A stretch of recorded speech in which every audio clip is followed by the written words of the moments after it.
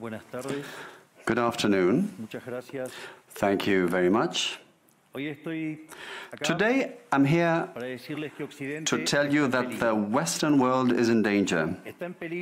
And it is endangered because those who are supposed to have to defend the values of the West are co-opted by a vision of the world that inexorably leads to socialism and thereby to poverty. Unfortunately, in recent decades, motivated by some well-meaning individuals willing to help others, and others motivated by the wish to belong to a privileged caste, the main leaders of the Western world have abandoned the model of freedom for different versions of what we call collectivism. We're here to tell you that collectivist experiments are never the solution to the problems that afflict the citizens of the world. Rather, they are the root cause. Do believe me, no one better placed than us, Argentines, to testify to these 2 points. When we adopted the model of freedom back in 1860, in 35 years we became a leading world power. And when we embraced collectivism over the course of the last 100 years, we saw how our citizens started to become systematically impoverished, and we dropped to spot number 140 globally. But before having the discussion, it would first be important for us to take a look at the data that demonstrate why free enterprise capitalism is not just the only possible system to end world poverty, but also that it's the only morally desirable system to achieve this. If we look at the history of economic progress, we can see how between the year 0 and the year 1800 approximately, world per capita GDP practically remained constant throughout the whole reference period. If you look at a graph of the evolution of economic growth throughout the history of humanity, you would see a hockey stick graph, an exponential function that remained constant for 90% of the time and which was exponentially triggered starting in the 19th century. The only exception to this history of stagnation was in the late 15th century with the discovery of the American continent. But for this exception, throughout the whole period between the year 0 and the year 1800, global per capita GDP stagnated. Now, it's not just that capitalism brought about an explosion in wealth from the moment it was adopted as an economic system. But also, if you look at the data, what you will see is that growth continues to accelerate throughout the whole period. And throughout the whole period between the year 0 and the year 1800, the per capita GDP growth rate remained stable at around 0.02% annually, so almost no growth.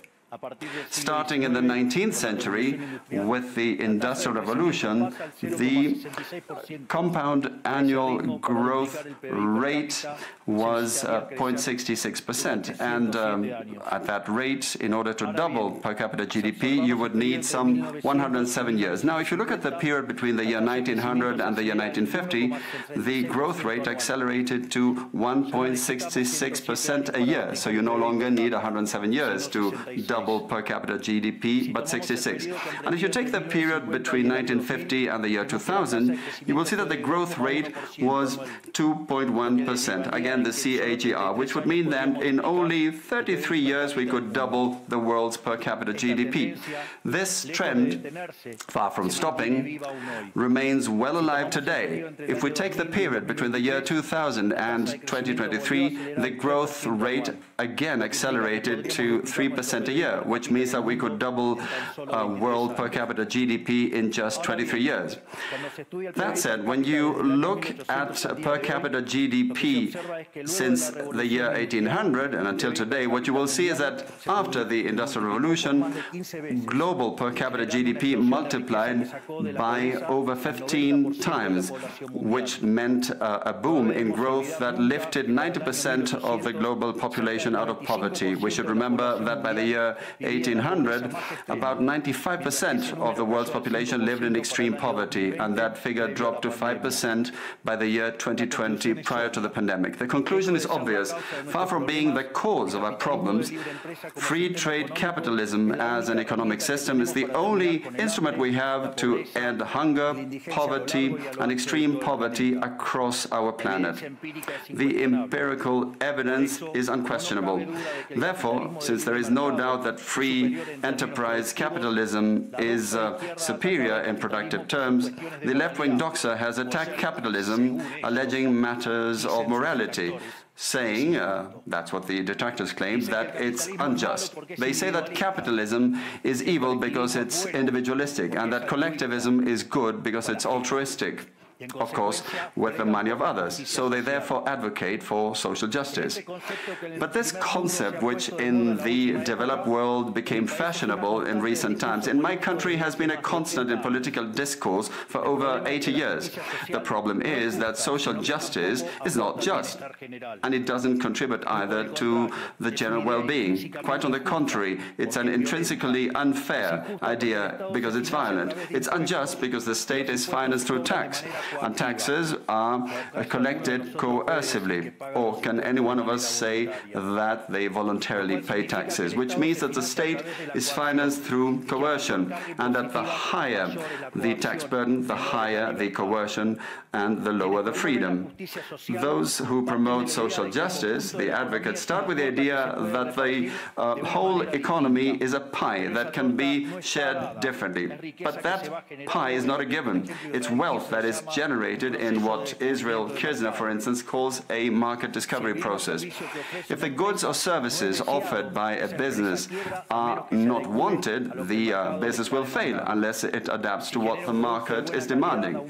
If they make a good quality product at an attractive price, they will do well and produce more. So the market is a discovery process in which the capitalists will find the right path as they move forward. But if the state punishes capitalists when they're successful and gets in the way of the discovery process, they will destroy their incentives, and the consequence is that they will produce less, the pie will be smaller, and this will harm society as a whole. Collectivism, by inhibiting these discovery processes and hindering the appropriation of discoveries, ends up binding the hands of entrepreneurs and prevents them from offering better goods and services at a better price. So how come that academia, international organizations, economic theory and politics demonize an economic system that has not only lifted out of extreme poverty 90% of the world's population, but has continued to do this faster and faster, and this is morally superior and just. Thanks to free trade capitalism, it is to be seen that the world is now living its best moment. Never in all of mankind's or humanity's history has there been a time of more prosperity than today. This is true for all. The world of today has more freedom, is rich, is more peaceful and prosperous. And this is particularly true for countries that have more freedom and have economic freedom and respect the property rights of individuals, because countries that have more freedom are 12 times richer than those that are repressed, and the lowest decile in terms of distribution in free countries are better off than 90% of the population of repressed countries, and poverty is 25 times lower, and extreme poverty is 50 times lower. And citizens in free countries live 25% longer than citizens in repressed countries. Now, what is it that we mean when we talk about libertarianism? And let me quote the words of the greatest authority on freedom in Argentina, Professor Alberto Venegas Lech Jr., who says that libertarianism is the unrestricted respect for the life project of others, based on the principle of non-aggression, in defense of the right to life, liberty and property.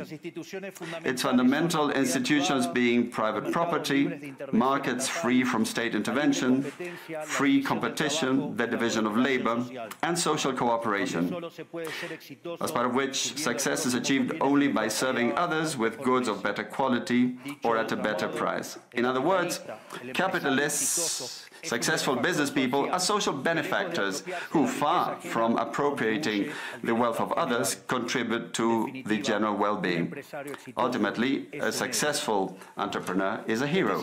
And this is the model that we are advocating for the Argentina of the future, a model based on the fundamental principles of libertarianism, the defense of life, of freedom, and of property.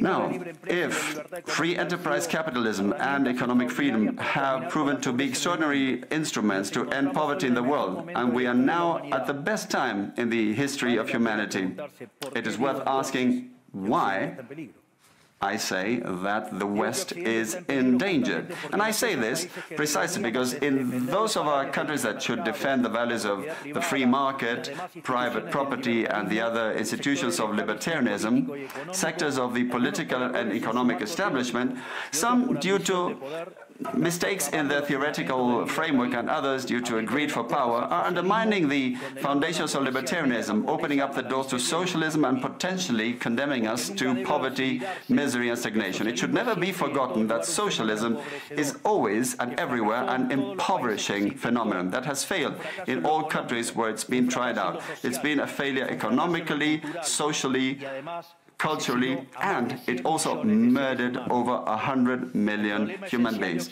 The essential problem in the West today is not just that we need to come to grips with those who, even after the fall of the Berlin Wall and the overwhelming empirical evidence, continue to advocate for impoverishing socialism. But there's also our own leaders, thinkers, and academics who, relying on a misguided theoretical framework, undermine the fundamentals of the system that has given us the greatest expansion of wealth and prosperity in our history.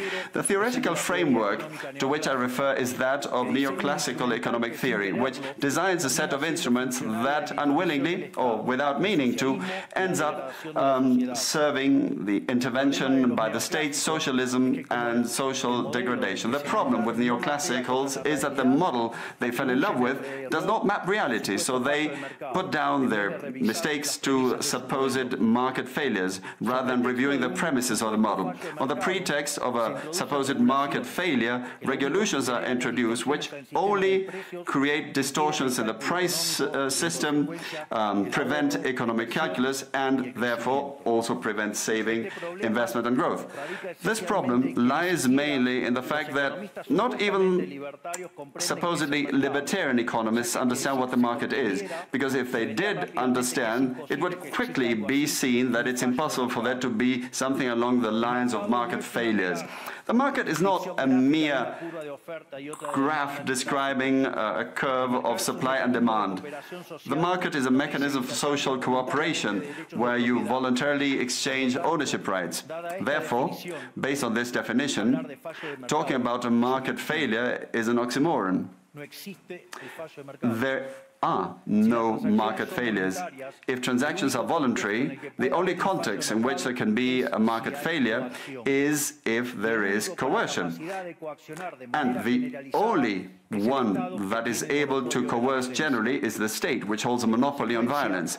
Consequently, if someone considers that there is a market failure, I would suggest that they check to see if the state intervention involved. And if they find that that's not the case, I would suggest that they check again, because obviously there's a mistake. Market failures do not exist. An example of these so-called market failures described by the neoclassicals are the concentrated structures of the economy. However, without increasing returns to scale functions, whose counterpart are the concentrated structures of the economy, we couldn't possibly explain economic growth since the year 1800 until today. Isn't this interesting?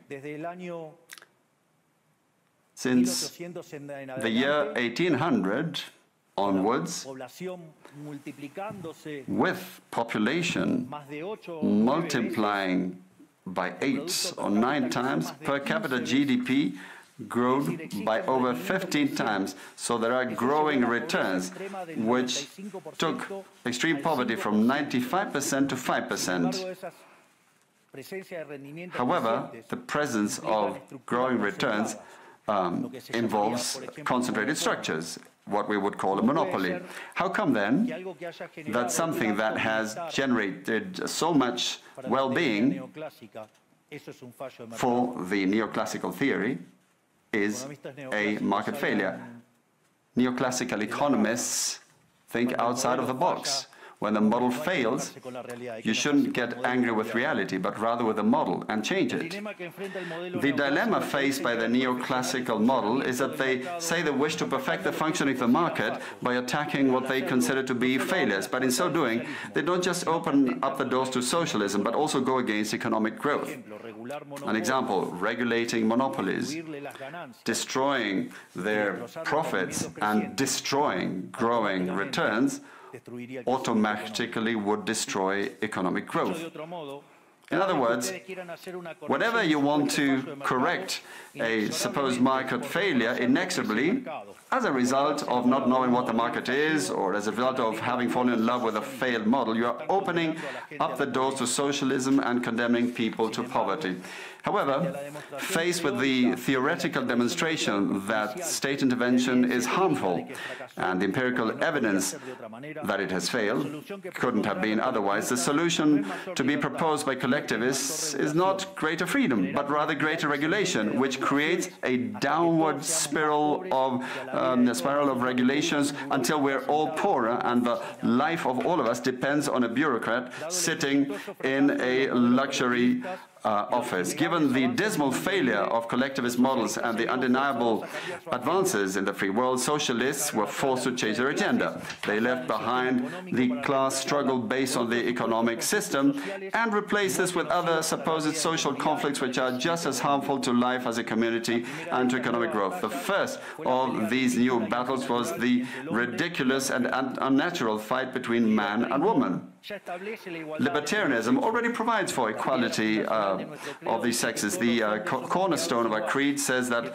all humans are created equal, that we all have the same unalienable rights granted by the Creator, including life, freedom, and ownership. All that this radical feminism agenda has led to is greater state intervention to hinder the economic process, giving a job to bureaucrats who have not contributed anything to society.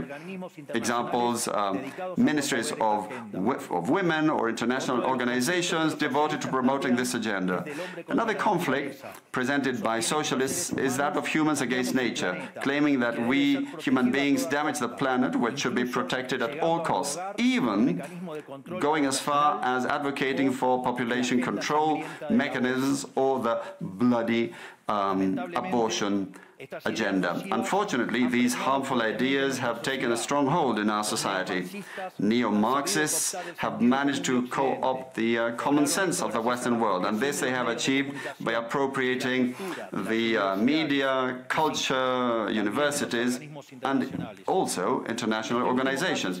The latter case is the most serious one, probably, because these are institutions that have enormous influence on political and economic decisions of the countries that make up the multilateral organizations.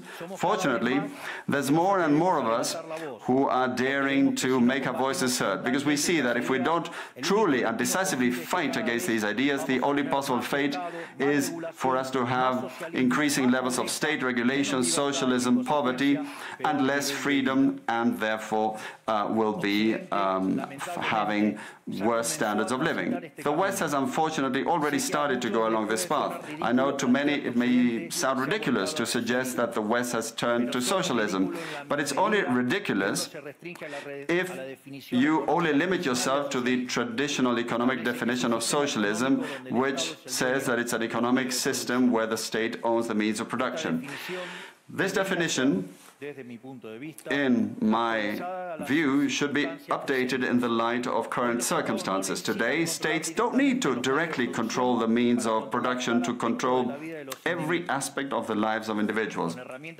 With tools such as printing money, debt, subsidies, controlling the interest rate, price controls, and regulations to correct the so-called market failures, they can control the lives and fates of millions of individuals. This is how we come to the point where, by using different names or guises, a good deal of the generally accepted political offers in most Western countries are collectivist variants, whether they proclaim to be openly communists, fascists, Nazis, socialists, social democrats, national socialists, Democrat Christians, or Christian Democrats, neo-Keynesians, progressive, populist, nationalists, or globalists. At bottom, there are no major differences. They all say that the state should steer all aspects of the lives of individuals. They all defend a model contrary to that one which led humanity to the most spectacular progress in its history.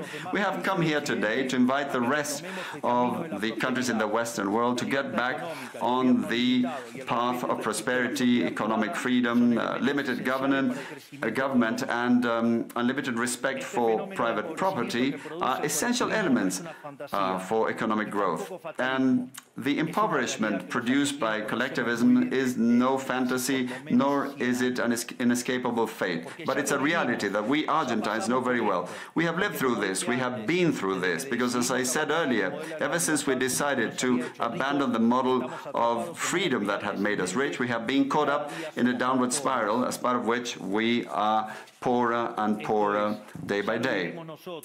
So this is something we have lived through, and we are here to warn you about what can happen if the countries in the Western world that became rich through the model of freedom stay on this path of servitude. The case of Argentina is an empirical demonstration that no matter how rich you may be, or how much you may have in terms of natural resources, or how skilled your population may be, or educated, or how many bars of gold you may have in the central bank, if measures are adopted that hinder the free functioning of markets, free competition, free price systems, if you hinder trade, if you attack private property, the only possible fate is poverty. Therefore, in concluding, I would like to leave a message for all business people here and for those who are not here in person but are following from around the world. Do not be intimidated either by the political class or by parasites who live off the state. Do not surrender to a political class that only wants to stay in power and retain its privileges. You are social benefactors, you're heroes, you're the creators of the most extraordinary period of prosperity we've ever seen. Let no one tell you that your ambition is immoral. If you make money, it's because you offer a better product at a better price, thereby contributing to general well-being. Do not surrender to the advance of the state. The state is not the solution. The state is the problem itself. You are the true protagonists of this story. And rest assured that as from today, Argentina is your staunch, unconditional ally. Thank you very much, and long live freedom. Damn it.